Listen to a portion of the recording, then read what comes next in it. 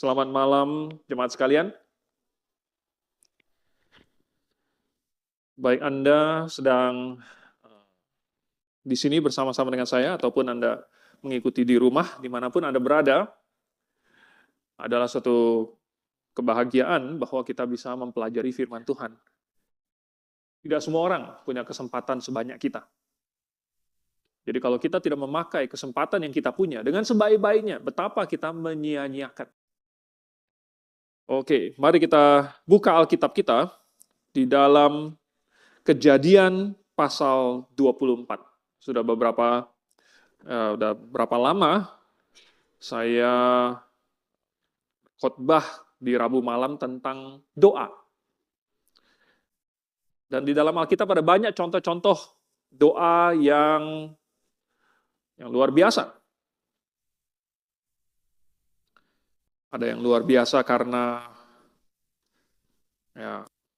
efeknya, ada yang luar biasa karena isinya. Nah, kali ini kita mau belajar tentang doanya si hamba Abraham. Kejadian pasal 24. Mungkin kita berdoa dulu deh. Bapak di surga, terima kasih atas hari ini. Terima kasih juga untuk adanya persekutuan doa yang jemaat ini adakan supaya seluruh jemaat bisa datang dan berdoa bersama-sama. Dan kami mau belajar tentang doa dan bagaimana kami menyesuaikan hati dan pikiran kami dengan firman Tuhan, dengan pikiran-Mu. Supaya bukan saja pada hari Minggu kami mengarahkan pikiran kami kepadamu, tapi sepanjang minggu Tuhan. Kami sekarang minta Roh Kudus yang memimpin agar kami mempelajarinya dengan baik, kami bisa melakukannya dalam kehidupan kami. Dalam nama Tuhan Yesus kami berdoa. Amin. Oke, jadi doanya si hamba Abraham. Ya. Kebetulan Kejadian pasal 24 ini adalah tentang satu kisah cinta yang sangat luar biasa. Tapi ini bukan fokus dari khotbah kita pada malam hari ini. Kita mau merenungkan si hamba Abraham ini. Walaupun sebenarnya kalau kita mau lihat dari sudut pandang Ribkanya bisa, atau dari sudut pandang Ishaknya bisa juga. Nah, mungkin kita akan singgung nyerempet-nyerempet sedikit. Tetapi saya ingin mengajak kita untuk melihat bagaimana si hamba Abraham ini berdoa. Dan apa artinya? Kenapa doanya seperti itu? Nah, ini pasal cukup panjang, kita mungkin nggak akan baca semuanya, karena sebenarnya bagian awal dia ada narasi yang kemudian diulang kembali mulai dari ayat yang ke-34.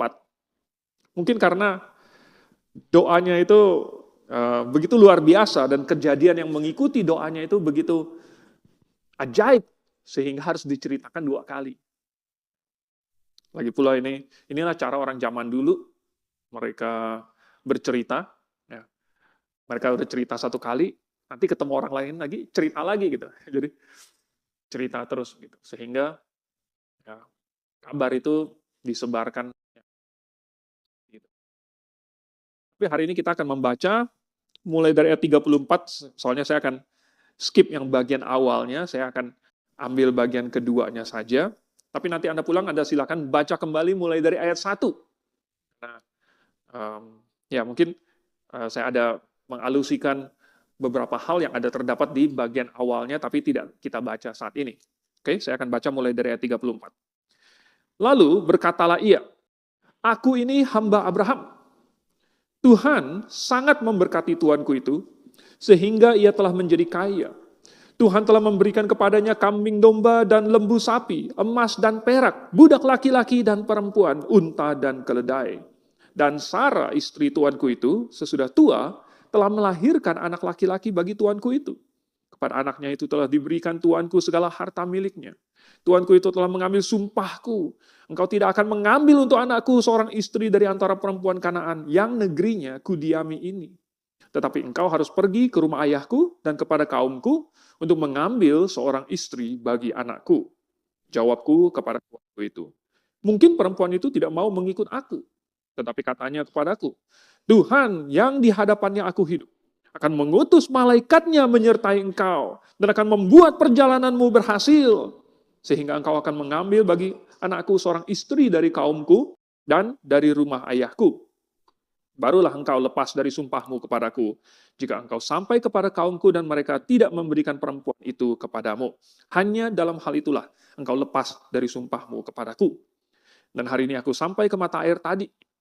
Lalu kataku, nah inilah doanya si hamba Abraham ini ya. Lalu kataku, Tuhan, Allah Tuanku Abraham, sudilah kiranya engkau membuat berhasil perjalanan yang kutempuh ini. Di sini aku berdiri di dekat mata air ini. Kiranya terjadi begini. Apabila seorang gadis datang keluar untuk menimba air, dan aku berkata kepadanya, tolong berikan aku minum air sedikit dari buyungmu itu, dan ia menjawab, minumlah, dan untuk unta-untamu juga akan kutimba air, dialah kiranya istri yang telah Tuhan tentukan bagi anak tuanku itu. Belum lagi aku habis berkata dalam hatiku, Ribka telah datang membawa buyung di atas bahunya, dan turun ke mata air itu lalu menimba air. Kataku kepadanya, tolong berikan aku minum. Segeralah ia menurunkan buyung itu dari atas bahunya, serta berkata, minumlah, dan unta-untamu juga akan kuberi minum. Lalu aku minum, dan unta-unta itu juga diberinya minum. Sesudah itu aku bertanya kepadanya, anak siapakah engkau? Jawabnya, ayahku Betuel, anak Nahor yang dilahirkan Milka. Lalu aku mengenakan anting-anting pada hidungnya dan gelang pada tangannya. Kemudian berlututlah aku dan sujud menyembah Tuhan, serta memuji Tuhan, Allah Tuanku Abraham, yang telah menuntun aku di jalan yang benar, untuk mengambil anak perempuan saudara Tuanku ini bagi anaknya. Jadi sekarang, apabila kamu mau menunjukkan kasih dan setia kepada Tuanku itu, beritahukanlah kepadaku. Dan jika tidak, beritahukanlah juga kepadaku, supaya aku tahu entah berpaling ke kanan atau ke kiri. Oke, kita bahas dulu. Ya, karena kalau kita baca terus terlalu seru, nanti kita waktunya habis hanya untuk membaca saja. Yang saya dapatkan dari yang hamba Abraham ini doakan, kan dia doa. Ya. Dia berdoa, tetapi apa yang doa ini tunjukkan tentang hati si hamba ini? Nomor satu, bahwa dia sangat ingin mentaati keinginan tuannya. Dia sangat ingin melakukan kehendak tuannya, melaksanakan maksud Tuhan yang mengutus dia. Ingat bahwa hamba Abraham ini memang adalah hamba manusia. Tapi kita punya seorang Tuhan juga. Dan kita pun seharusnya punya hati yang ingin melaksanakan kehendak Tuhan lewat diri kita. Seharusnya. Nah, dari mana kita bisa melihat hati si hamba Abraham ini? Jadi kalau Anda baca mulai dari ayat yang pertama, waktu Abraham panggil hambanya ini mendengarkan dengan seksama. Hambanya ini memperhatikan segala sesuatu yang tuannya katakan.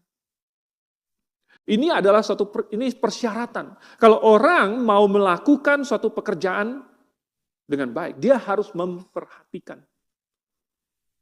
Kalau disuruh, tapi dia tidak memperhatikan, maka dia tidak akan tahu apa yang disuruh.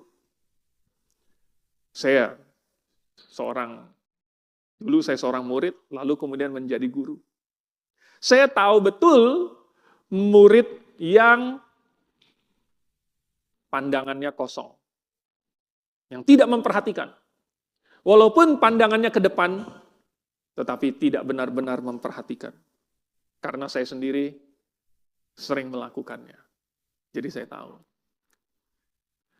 Kalau saya memang, kenapa saya sering pandangan kosong, kenapa pikiran saya sering melayang? Biasanya kalau tidak menarik, maka saya akan tidak memperhatikan. Dan terus terang saja, seringkali tidak menarik. Tetapi, kalau tidak memperhatikan, tahu-tahu bisa kelewat sesuatu. Tahu-tahu bisa, tadi ada perkataan yang tidak kedengaran. Demikian juga. Sama, mendengarkan khotbah, mendengarkan nasihat. Kalau tidak sungguh-sungguh memperhatikan, nanti ada ini. Kalau tulisan itu ada beberapa gap. Ya, ada yang nggak kebaca. Kalau ketulisan masih mending bisa balik kembali untuk baca lagi. Tadi apa ya? Saya nggak dapat tadi apa yang saya baca. Tetapi seringkali mendengar, memperhatikan, itu adalah cerminan dari hati yang ingin memahami. Jadi karena dia mendengarkan dengan baik, dia jadi memahami, oh maksud Tuhan saya begini. Bukan cuman pergi pokoknya cari istri ya. Tidak, setiap detil-detilnya itu akan memberitahukan apa maksud Tuhannya. Oh, mesti cari, tapi nggak boleh dari antara gadis Kanaan. Nah, kenapa tidak boleh? Karena ternyata kalau kalian baca nanti berikutnya, Ishak malah, hatinya Ishak dan Ribka itu sangat sedih karena anak mereka, Esau, itu mengambil 2 perempuan Kanaan. Ya, yang adalah penyembah berhala. Bahkan sangat mungkin adalah pelacur. Betapa itu menyedihkan hati Ishak dan Ribka. Bahwa Esau mengambil istri 2 orang lagi dari antara orang Kanaan. Sehingga mereka pesan sama Yakub, pokoknya kamu nggak boleh ambil istri dari antara orang Kanaan. Nah, Abraham dari dulu sudah melihat itu. Dan dia sudah pesan kepada hambanya ini. Hambanya itu paham, oke. Hambanya mendengarkan dengan seksama untuk mendapat pemahaman. Mesti pergi kemana, ke kaumnya, lalu kemudian mesti cari, kemudian istrinya itu mesti dibawa kepada Ishak. Lalu kemudian dia sampai bertanya, kalau begini begitu gimana? Kalau misalnya perempuan itu nggak mau pergi, apakah Ishak yang saya bawa pergi ke sana? Nggak boleh.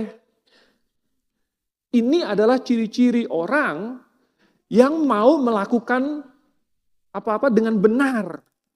Bukan asal-asalan. Dengan benar. Kadang-kadang saya suruh orang, mungkin lagi bantuin saya bekerja sesuatu. Tolong, begini. Lalu dia pergi. Waktu saya periksa kembali, loh kok jadi begini? Kok tidak sesuai dengan apa yang saya katakan? Wah, ini berarti dia tidak paham. Tapi kalau saya suruh, lalu dia tanya, begini nggak? Kalau dia tanya, ini berarti dia ingin melakukannya dengan benar. Ini orang yang bisa bekerja. Orang yang tidak bisa bekerja, disuruh ngapain? Menghilang dia, lalu kemudian habis itu pekerjaannya tidak beres. Tapi hamba ini tidak. Ya, karena dia ada hati yang sungguh serius. Makanya disuruh bersumpah, dan dia langsung bersumpah. Sumpah itu adalah suatu janji yang sangat serius. Ya. Sumpah itu satu ikatan bagi diri sendiri. Tentu janji juga, tetapi sumpah itu maksudnya lebih serius lagi. Nah, hari ini banyak orang Kristen belum benar-benar paham hatinya Tuhan. Belum benar-benar paham kehendaknya Tuhan. Ya karena tidak benar-benar mencari firman Tuhan. Tidak menyelidikinya. Tidak menyukainya, tidak merenungkannya, tidak menggalinya, tidak ada pertanyaan. Kita setiap minggu sebenarnya ada kesempatan untuk bertanya. Saya selalu bilang, kalau orang membaca firman Tuhan selama 1 minggu itu, dari Senin sampai Sabtu, kalau dia membaca firman Tuhan, mustahil tidak ada pertanyaan pas nyampe hari Minggu. Saya saja yang sudah S3, walaupun S3 saya mungkin belum cukup, membaca firman Tuhan masih timbul terus pertanyaan, kenapa begini ya, kenapa begitu ya? Karena ketika saya membaca, saya ingin tahu lebih banyak. Sehingga ketika saya mempelajari Alkitab itu, biasanya cabangnya itu jadi banyak. Saya belajar tentang raja-raja, saya jadi belajar tentang bagaimana sejarah pada zaman itu, pada tahun abad 11 sebelum Masehi, abad 10 sebelum Masehi, apa yang terjadi? Ada zaman Bronze Age, Iron Age. Karena setiap kali saya membaca Alkitab, timbul pertanyaan. Tetapi banyak orang Kristen, kenapa tidak ada pertanyaan? Karena tidak membaca. Atau kalaupun membaca, hanya sekedar lewat saja. Ada yang join di grup membaca Alkitab itu. Tetapi habis membaca Alkitab lalu apa? Nggak ada apa-apa. Kalau begitu buat apa dibaca? Membaca Alkitab itu harus untuk memahaminya. Karena memahaminya adalah untuk melakukan kehendak Tuhan. Atau jangan-jangan sebenarnya ada satu tipe hamba yang takut terlalu dekat sama tuannya, takut terlalu paham tuannya, takut dipanggil, nanti disuruh apa-apain. Jadi kalau gitu mendingan dia ngumpet aja. Jangan terlalu dekat. Pura-pura nggak tahu aja, pura-pura nggak dengar. Supaya tidak dipanggil sama tuannya. Jangan-jangan ada hamba yang merasa, udahlah saya nggak usah terlalu paham. Saya nggak harus terlalu giat untuk Tuhan. Saya nggak harus terlalu mengikuti firman Tuhan dengan setepat-tepatnya, nggak usah. Jangan-jangan ada tipe hamba seperti itu. Tapi hambanya Abraham tidak. Itulah yang bisa kita lihat dari doanya. Lalu nomor 2. Dalam doanya itu, dia kan lagi mencari pasangan untuk Ishak, untuk anak tuannya. Lalu dia memikirkan suatu kriteria. Nah ini, ya. Abraham saking percayanya kepada hamba ini. Sampai dia serahkan kepada hamba ini, kamu yang cari. Ya, kamu yang cari. Dan Ishak juga terima gitu.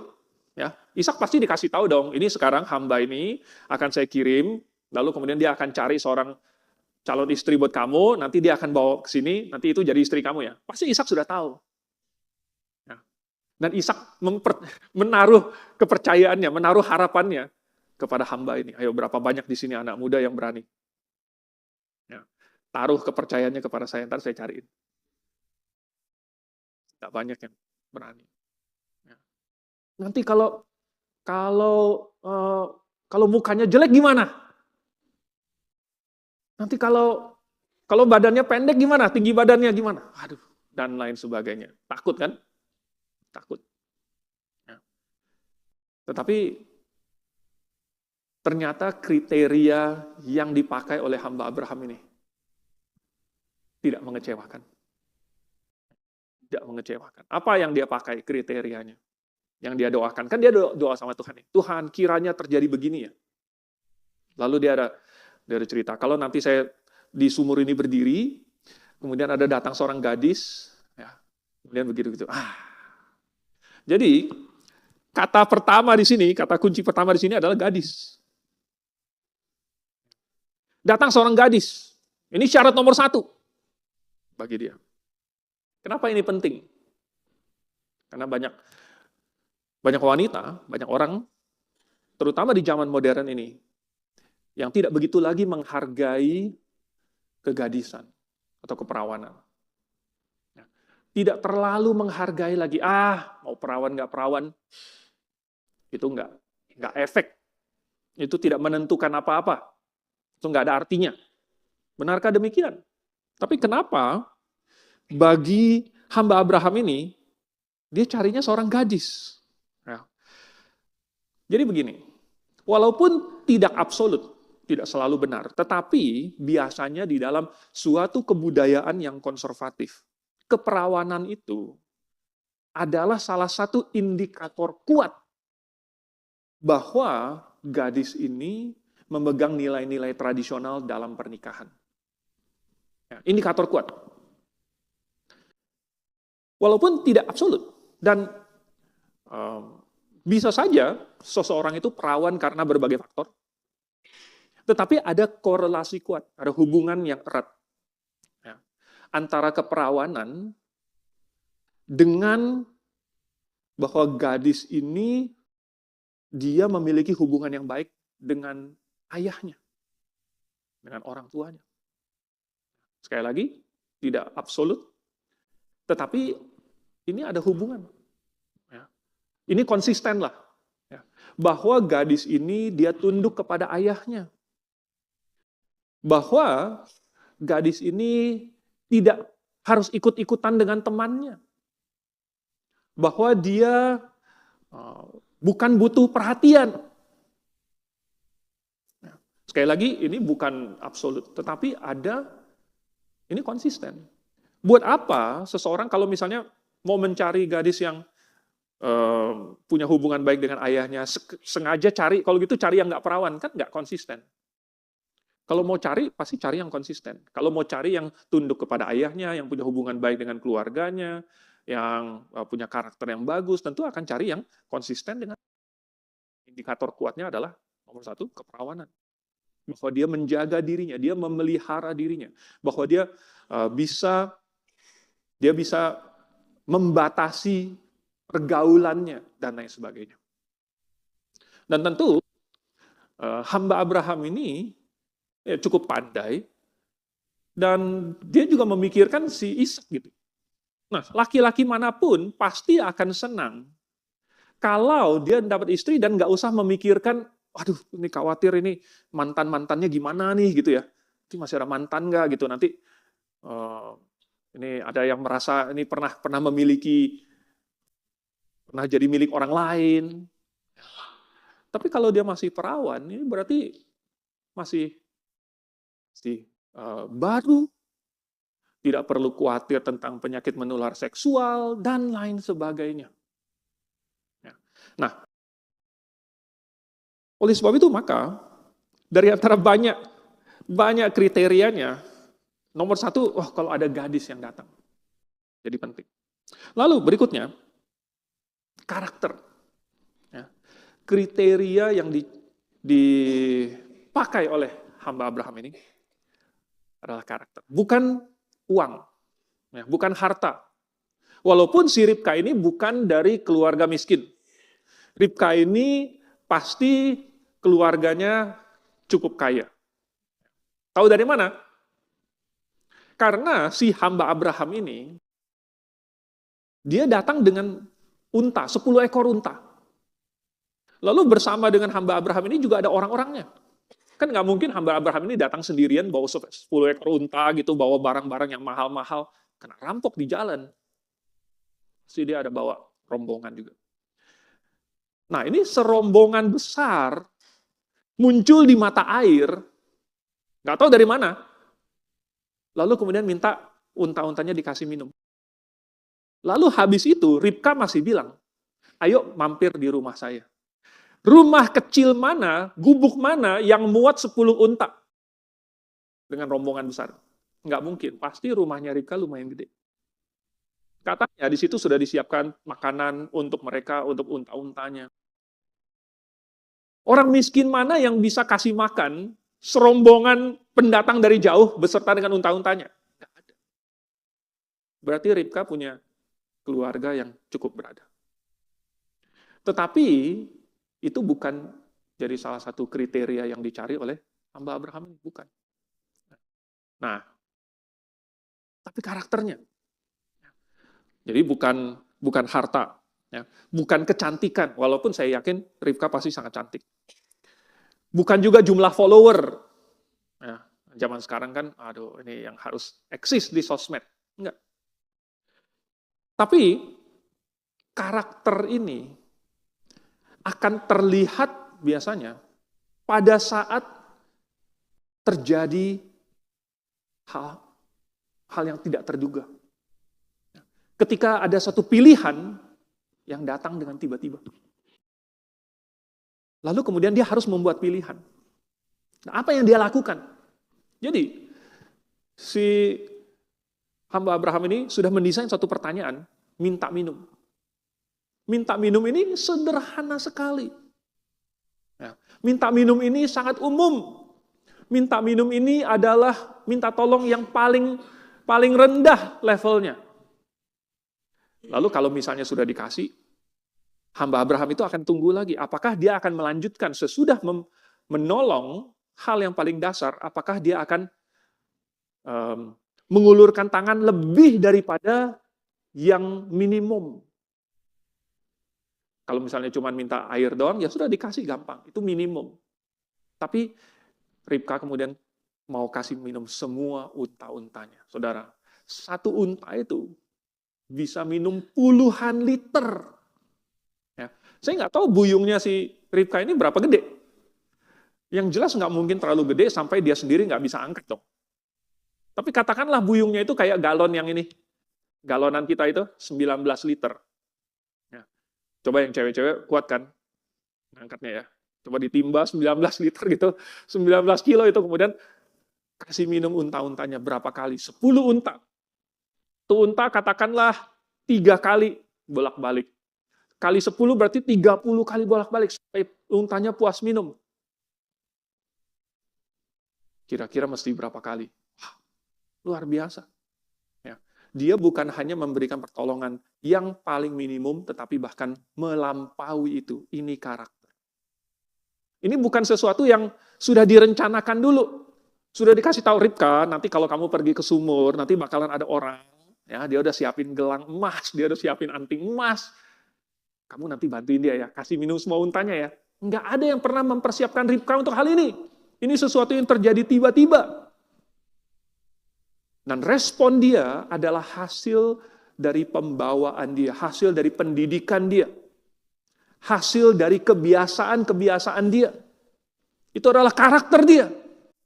Dan itu yang dicari. Nah, hamba Abraham ini tahu, nanti kalau sudah menikah,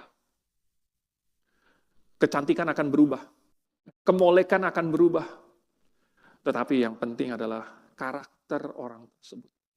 Ini yang bisa bertumbuh, yang bisa makin lama makin cantik, makin indah karakternya.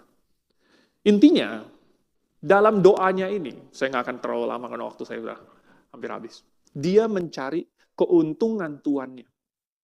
Dia bukan mencari keuntungan dia sendiri, pokoknya asal pekerjaan saya selesai, asal tugas saya tuntas, saya mau cepat-cepat pulang. Tetapi dia menetapkan suatu kriteria yang terbaik. Karena dia ingin melakukan tugasnya sebaik-baiknya. Dan dia pilih kriteria yang untuk menyenangkan tuannya. Seberapakah kita menjadikan kebiasaan, menuntut diri kita sendiri untuk menyenangkan Tuhan kita? Seperti hamba Abraham. Coba isi doa kita itu. Untuk keuntungan siapa? Untuk keuntungan diri kita sendiri? Apakah kita hanya minta untuk diri kita sendiri? Ataukah kita mencari keuntungan Tuhan kita? Yang terakhir, yang bisa kita pelajari dari doanya si hamba Abraham ini adalah imannya. Keyakinannya, kebulatan tekadnya. Itu kelihatan dari doanya. Jadi semua tindakan hambanya ini menunjukkan imannya ini. Pertama, dia berjanji. Dia langsung berjanji dengan sangat serius. Lalu kemudian dia tidak menunda-nunda, dia langsung pergi. Dia bersiap-siap, lalu kemudian dia berangkat, lalu kemudian dia berdoa. Doanya itu menunjukkan iman yang luar biasa, dan dia berdoa kepada Tuhan. Karena hanya Tuhan saja yang bisa membuat perjalanan dia berhasil. Dia tidak punya alat untuk meneropong sampai ke dalam hati orang. Dia tidak punya alat yang ada kayak ininya penunjuk gitu. Mana ada gadis gitu yang deket sini cari gadis gitu. Nggak ada alat seperti itu. Jadi dia mau cari kemana? Kalau disuruh untuk cari pasangan, Tuhan di mana alatnya? Maka dia berdoa kepada Tuhan. Nah, saya tahu di sini ada banyak yang masih mencari pasangan. Saya juga nggak punya alat untuk cari pasangan, saudara. Saya nggak punya. Tapi yang kita semua punya adalah Tuhan. Jadi sekalipun kita tidak punya alatnya, Tuhan punya. Jadi kita berdoa sama Tuhan. Dan hamba Abraham ini berdoa dengan keyakinan bahwa Tuhan pasti akan membuat perjalanannya berhasil. Makanya dia berani berdoa seperti itu. Sampai doa yang begitu luar biasa ini.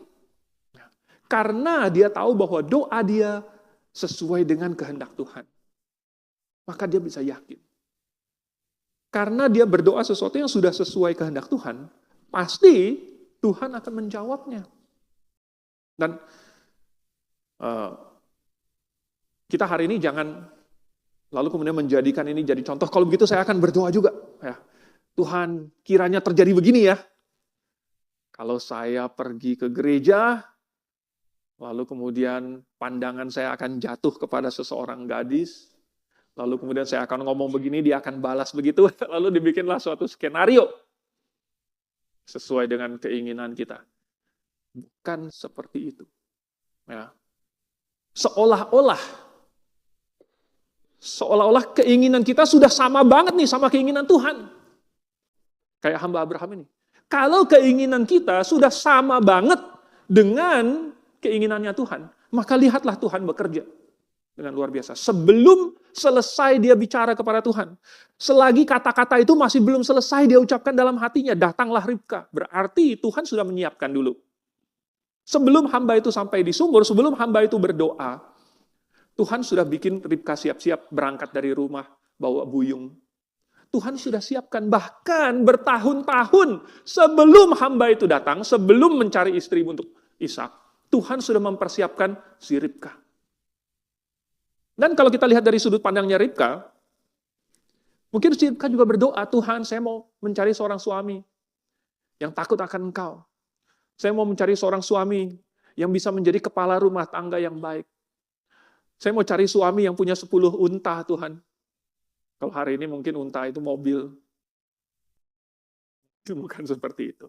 Bukan itu doanya si Ribka. Tetapi yang jelas, ketika Ribka berdoa kepada Tuhan, lalu kemudian Tuhan melihat, oke, ada yang cocok.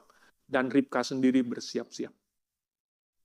Ketika dia minta kepada Tuhan, dia sendiri menyiapkan diri. Kalau saya mau minta yang sesuai dengan kehendak Tuhan, maka saya sendiri harus sesuai dengan kehendak Tuhan. Nggak mungkin saya meminta yang sesuai dengan kehendak Tuhan, tetapi sayanya sendiri tidak sesuai dengan kehendak Tuhan. Itu nggak mungkin. Nggak akan seperti itu. Kalau begitu mah nanti cuman ngomong di mulut saja, tetapi keinginan hatinya tidak benar-benar seperti itu.